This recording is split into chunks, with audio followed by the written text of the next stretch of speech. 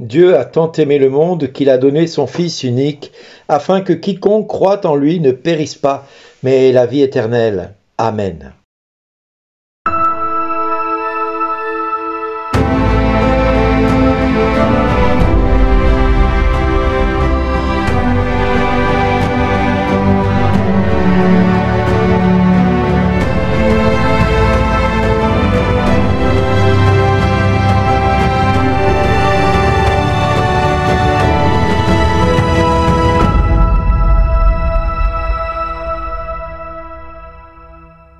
Aujourd'hui, le message vous est adressé par Bernard Dille. Bonjour les amis, car Dieu a tant aimé le monde, car Dieu a tant aimé le monde. Quelle belle parole que nous entendons ce matin. Car Dieu a tant aimé le monde. Tant aimé, pas un petit peu, pas partiellement, pas de manière optionnelle, pas sous condition. Il a tant aimé le monde qu'il a donné son Fils unique, pas n'importe qui, son Fils unique, afin que quiconque, et là il n'y a pas besoin d'être quelqu'un d'important ou d'être reconnu par Pierre, Paul ou Jacques, ou par un autre apôtre, non, afin que quiconque ne périsse pas, mais ait la vie éternelle. Voilà ce à quoi nous sommes tous appelés, mes amis, à la vie éternelle. Car Jésus nous dit que son Père a tant aimé le monde. Il a tant aimé qui nous sommes, ce que nous sommes et ce que nous vivons. Il a tant aimé l'être pitoyable que nous pouvons être par moments, l'être abject que nous pouvons être à d'autres, l'être honteux, voire coupable que nous pouvons être à d'autres moments encore. Mais il a tant aimé le monde qu'il n'a pas envoyé son Fils dans le monde pour juger le monde, mais pour que le monde soit sauvé par lui.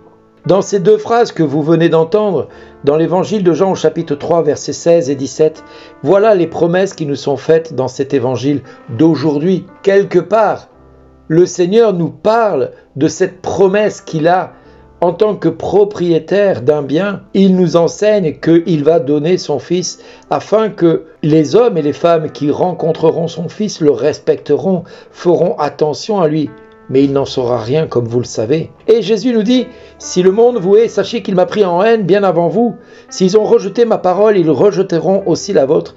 Mais tout cela, ils le feront contre vous à cause de moi, parce qu'ils ne connaissent pas celui qui m'a envoyé. Comme vous le voyez, encore une fois, le Seigneur nous prévient que notre vie ne va pas être toute rose, toute facile, toute simple.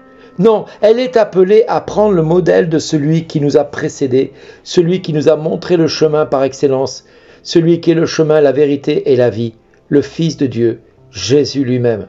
Et si Jésus a emprunté ce chemin de perdition pour nous entraîner avec lui dans sa résurrection, ce chemin qu'il a perdu à un moment donné, où il s'est fait offrande, où il s'est fait sacrifice pour la multitude, où il a accepté de porter sur sa chair la faute de la multitude du monde, c'est pour nous entraîner par sa mort et sa résurrection à sa résurrection, pour nous laisser disparaître dans sa mort pour réapparaître dans sa résurrection. En clair, le Seigneur nous montre le chemin de ce qu'est la semence que Dieu nous demande d'être pour l'humanité, cette semence qui nous demande d'être fidèles à Dieu, en toutes choses, en toutes circonstances.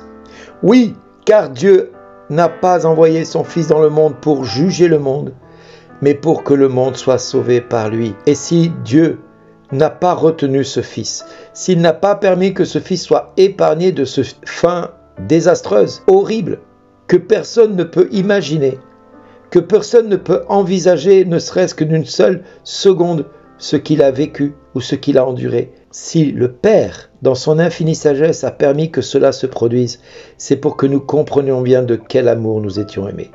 Car Dieu a tant aimé le monde, qu'il a donné son Fils unique, afin que quiconque croit en lui ne périsse pas, mais ait la vie éternelle. Nous pouvons être de ceux et de celles qui vont faire comme les frères de Joseph, tuer la vie de Joseph sans toucher à sa chair. Oui, ils vont faire disparaître leur frère, l'expert en songe, comme ils l'appellent. Joseph, qui était l'empêcheur de tourner rond, l'empêcheur de faire les choses comme les autres, Joseph va être jeté d'abord dans une citerne, puis ensuite vendu en esclave aux Ismaélites, et il va être ensuite vendu en Égypte comme esclave auprès des Égyptiens. Nous allons bien voir dans ce texte-là que l'histoire de Joseph ne s'arrête pas là, puisqu'elle s'arrêtera avec le retour de la famille de Jacob en terre d'Égypte, et où, devenu second de Pharaon, Joseph viendra prendre soin de toute sa tribu. Dieu, dans son infinie miséricorde, par Joseph, a su manifester la miséricorde à ses frères. Vous pouvez être tenté de réclamer justice,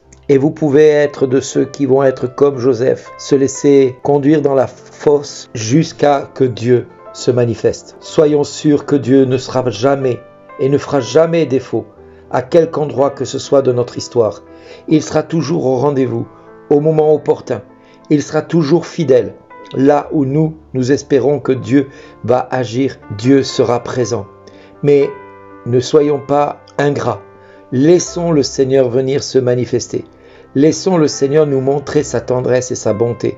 Laissons-le nous conduire vers un chemin qui nous dépasse, vers cette sainteté à laquelle nous sommes tous appelés, vers cette éternité à laquelle nous sommes appelés à entrer, indépendamment de tout ce que nous pourrions espérer ou vivre sur cette terre. Ce n'est pas de ce vivant-là qui est très important, c'est de notre vie pour l'éternité que nous devons dès maintenant prendre position et ne pas avoir peur de ce que les hommes ou les femmes pourraient faire contre nous, parce que si le Seigneur a été maltraité, il ne pourra pas en être différemment de nous, parce que nous sommes à son exemple, ses serviteurs et ses disciples, et s'ils ont rejeté le Maître, ils rejetteront aussi ceux qui ont décidé de le suivre. Alors soyons en paix, soyons réconciliés avec l'humanité tout entière, avec l'Église qui peut devenir l'opposante première dans notre histoire. Soyons indulgents, miséricordieux, comme Joseph l'a été avec ses frères, afin que la grâce abonde et surabonde pour toute notre famille et toute notre tribu et tous ceux pour qui, chaque jour, nous avons accepté les railleries, les moqueries, les rejets, les condamnations, les humiliations, parce que c'est uniquement dans ces moments-là que Dieu peut nous dire à chacun de nous, merci d'exister.